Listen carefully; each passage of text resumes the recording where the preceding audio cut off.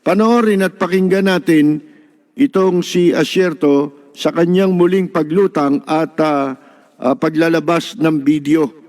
Siya na po ang pakinggan natin. Ako po si Police Colonel Eduardo Padron Asierto.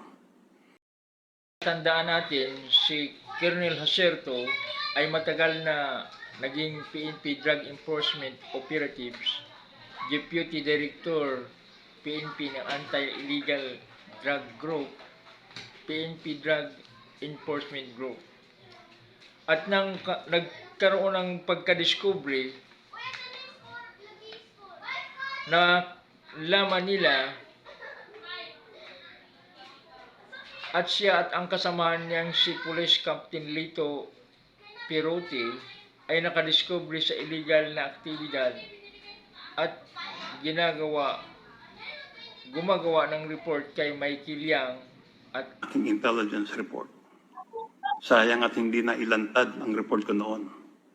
Alan Lim, mga personalidad sa illegal na droga.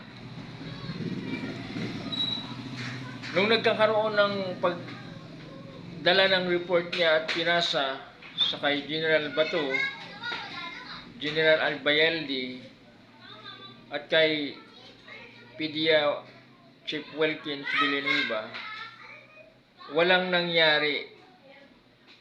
At pati na doon sa Senado, ang nangyayari pa, imbis na imbestigahan ang report na dala ni Colonel Asierto na kanyang binigay, ay siya pa ang diniin na isang protektor ng droga.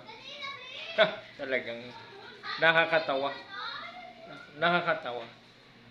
Halos kaparehas lang ng sitwasyon kay Leila de Lima sa tagal-tagal na panahon ng pag-aaral niya hanggang siya lumaki at naging abogado at nagserbisyo sa Senado. Nagkakaroon bigla ng involvement sa droga nung panahon na inimbestigahan niya ang human rights violation na nagkakaroon na sana ng malinaw na investigasyon at bigla na siya nagkakaroon ng droga.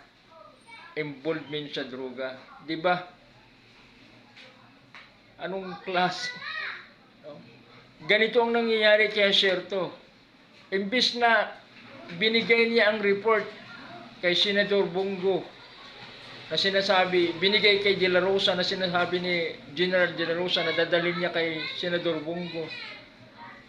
Ito pa ang nangyayari na siya pa ang nagkakaroon ng kasalanan. Ang mga kasalanan, na ginagawa niya na kaso para sa kanya ay protektor siya ng sindikatong droga, kidnapper, dinukot at ransom sa mga personalidad ng mga Chinese. Hindi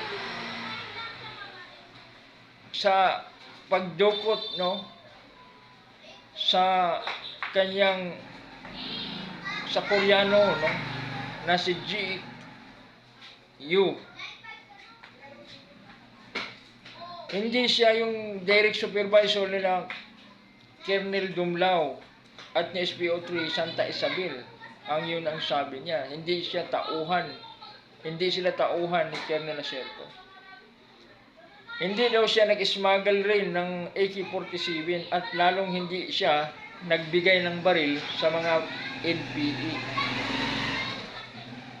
Ito nga ang mabigat sa buhay ng tao. Pagka ikaw ay kumontra kay Maudix, nangyari ikaw pa ngayon ang nagkakaroon ng kasalanan at walang umimik na kagaya doon sa nangyayari sa mga judge o kaya ombudsman na kung saan nasabi ni Trillanes na nagkaroon na ng COA report, ang nangyayari sila pa ang pinailan ng kaso na nilabas ang report. Kaya napaka-hirap kumilos kung gusto mong magtrabaho, na magkaroon ka pa ng trabaho, o kaya kung gusto mo pa ng buhay dahil ikaw ay ipapatay.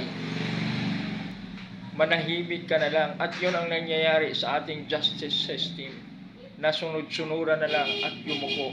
At hindi dapat mangyayari yan. Dahil kung walang sumusunod kay Duterte, walang magagawang krimen. Kung hayaan lang siya maglakad sa sarili niya at walang susunod sa kanyang kabalbalan at sa kanyang katrayduran at sa kanyang masasabi natin kadyabluhan na magawa. Kasi masasabi natin kadyabluhan dahil yun ay gawain ng dyablo ang pagpatay, pagsinungaling. Sa dalawa pa lang, hindi pa kasama doon ang treason, ang pagtatraidor, pagbibigay ng mga panambak doon sa Chinese island, at pagtatraidor na kung saan ang loyalty niya ay sa China. Ang pagkakaroon pa ng ibang mga krimen na sinasabi ni Trillanes na mayroong COA report tungkol doon sa ghost employee nung panahon pa, no? Maliban diyan sa war on drug. Pakinggan ulit si Colonel Acerto. Matagal akong naging drug enforcement operative at natalaga ako bilang Deputy Director ng PNP, Anti-Illegal Drug Group at PNP, Drug Enforcement Group. Ako din po ang parehong Police Colonel Acerto na matagal nang ipinapahanap at pinapapatay ni Pangulong Duterte sa militar at sa kapwa ko pulis dahil lamang sa inimbestigahan ko ang ilang taong malalapit pala sa kanya at kay Senator Bongo. Ako po at ang kasamahan kong si Police Captain Lito Perote ang nakadiskubre sa mga illegal na aktibidad at gumawa ng report tungkol kay Michael Yang at Alan Lim, mga personalidad sa illegal na droga na laging nakikita nakasama ni Pangulong Duterte at ni Senator Bongo.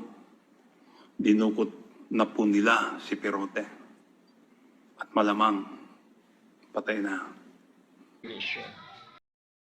Kayo namang mga pulis na nagpagagamit kay dating Pangulong President Duterte, huwag na kayong magpauto at huwag kayong magpagamit dahil kayo naman ay binabayaran ng gobyerno at ang pledge ng loyalty nyo ay sa konstitusyon at hindi kay Digong.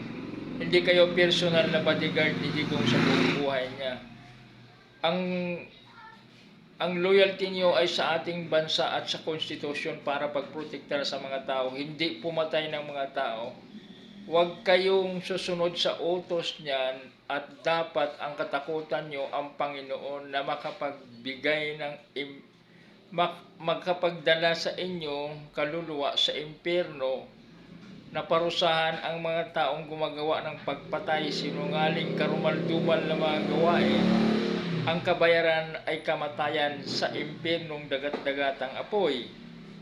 Ngayon, kung gusto niyong sumunod kay Duterte dahil gusto naman niya kung sinong sasama daw sa kanya sa impyerno, dahil na halata naman talaga niya, nasa sa inyo yan kung ibintan niyo yung kaluluwa niyo kay Satanas.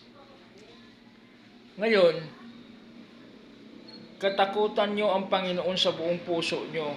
Siya ang nagbigay ng buhay at siya lang ang pwedeng magbawi ng buhay ng tao. At huwag niyong sundan yung utos ni Digong. Hayaan niyo siyang maglakad sa sarili niya dahil kayo ay inuto lang niya na bibigyan ng mataas na sahod para gamitin din kayo sa kanyang sariling plano. Mga sundalo lang at pulis ang binibigyan ng increase pero yung mga ultimong ordinaryong manggagawa hindi niya ginawa dahil ang plano niya ay pumatay lang ng pumatay. Panghuling bahagi ng sinasabi ni Colonel Acerto. Closing remarks. Po ang paghahanap sa akin para patayin upang itago ang katotohanan. Maaaring mapatay nila ako, pero ang katotohanan ay hinding-hindi mapapatay o maitatago. Nakikiusap po ako sa taong bayan, magising at mamulat na po tayo sa mga kasinungalingan at korupsyon ng gobyernong Duterte. Kapag namulat ka sa totohanan, kasalanan na ang kumikit at walang gawin. Patnubayan nawa ng Panginoon Diyos ang mahal nating bansa. Mabuhay ang Pilipinas.